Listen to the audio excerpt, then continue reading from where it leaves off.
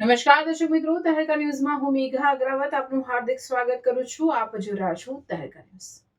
નજર કરીએ આજના સમાચાર પર. વઘઈ ગ્રામ પંચાયતના તલાટી કમ મંત્રી અને સરપંચની બેદરકારીના કારણે રાજેન્દ્રપુરની જનતા પાણી ન મળતું હોય કકળાટ. ડાંગ જિલ્લાના વઘઈ તાલુકામાં આવેલ વઘઈ રાજેન્દ્રપુરમાં પાણીની મુખ્ય પાઇપલાઇન તૂટી જવાના કારણે છેલ્લા કેટલાક દિવસોથી ગરીબ પરિવારો પાણી માટે ભારે તકલીફ ભોગવી રહ્યા છે. ગામના અનેક વિસ્તારોમાં પીવાના પાણીની અછત સર્જાતા મહિલાઓ અને બાળકોને દૂર દૂરથી પાણી લાવવાનો વારો આવ્યો છે. સ્થાનિક નાગરિકોમાં રોષ છે કે તૂટી ગયેલી પાઇપલાઇન અંગે વારંવાર જાણ કરવામાં આવી હોવા છતાં વઘઈ ગ્રામ પંચાયત તરફથી યોગ્ય અને તાત્કાલિક પગલાં લેવામાં આવ્યા નથી. લોકો પ્રશ્ન ઉઠાવી રહ્યા છે કે તલાટી કમ મંત્રી અને સરપંચ દ્વારા આ મુદ્દે ગંભીરતા દાખવવામાં કેમ આવી નથી.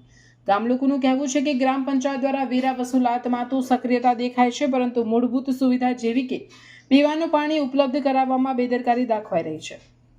ગરીબ પરિવારો માટે પાણી જેવી જીવન જરૂરી સુવિધા અતિ મહત્વપૂર્ણ છે, છતાં સમસ્યા યથાવત રહેતા લોકોમાં નિરાશા ફેલાઈ છે. જિલ્લા વહીવટી તંત્રને સંબંધિત અધિકારીઓને અપીલ કરવામાં આવે છે કે તાત્કાલિક સ્થળ પર મુલાકાત લઈ પાઇપલાઇનનું સમારકામ કરાવી ગ્રામજનોને પાણીની સુવિધા પુનઃસ્થાપિત કરે અને જવાબદાર વ્યક્તિઓ સામે યોગ્ય કાર્યવાહી કરે એવી લોકોમાં માંગ ઉઠવા પામી છે. રિપોર્ટર રમેશ માહલા, ડાંગ.